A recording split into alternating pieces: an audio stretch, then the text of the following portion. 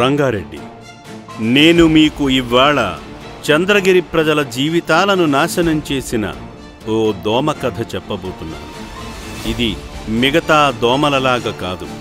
Malaria, డెంగ్యూల ప్రజల ఆరోగ్యాన్ని మాత్రమే కాదు, వారి జీవితాలను కూడా నాశనం చేస్తుంది.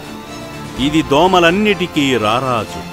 మరియు ఇది ప్రస్తుతం చంద్రగిరిలో మాత్రమే ఉంది.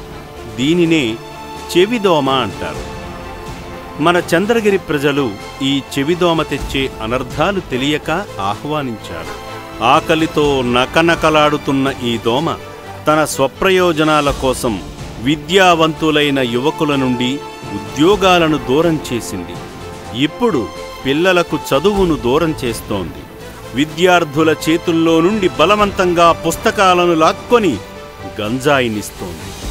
ఈ దోమ చంద్రగిరి ప్రజలు కష్టపడి సంపాదించుకున్న దాన్ని పన్ను రూపంలో పీల్చుకు తింటూ ప్రజలకు మాత్రం గోతులు పడ్డ రోడ్లను, మఠం భూముల ఆక్రమణలు, దుర్భరమైన డ్రైనేజీ వ్యవస్థను అందిస్తోంది. ఈ చెవిదోమ, దాని కుటుంబం చంద్రగిరి ప్రజలను పీల్చి పిప్పి చేస్తున్నాయి. ఇవి తాళలేక, ఉద్యోగ అవకాశాలు లేక ప్రజలు చంద్రగిరి నుండి వలస వెళ్ళిపోతున్నారు. ఎంతో మంది ఉన్నత కుటుంబాలు కూడా ఈ చంద్రగిరి పరిస్థితి ఇలాగే ఉంటే వారికి 3 పూట్ల భోజనం కూడా కష్టమవుతుందని తెలిసి వలస వెళ్లే ఆలోచన చేస్తున్నారు. కొన్ని వర్గాల వారు మాత్రం ఈ దోమ నుండి తప్పించుకునే మరో మార్గం లేక ఇక్కడే వారి జీవనాన్ని నెట్టుకొస్తున్నారు. ఇంకేం చేయగలరు? ఈ చెవి పెన్న నుండి పర్వతాల వరకు ప్రతీదీ లాగేసుకుంటుంటే మన భవిష్యత్తు తరాన్ని కూడా చెవిదోమకు, దాని పిల్లదోమకు ఇలాగే బలి ఇచ్చేద్దామా?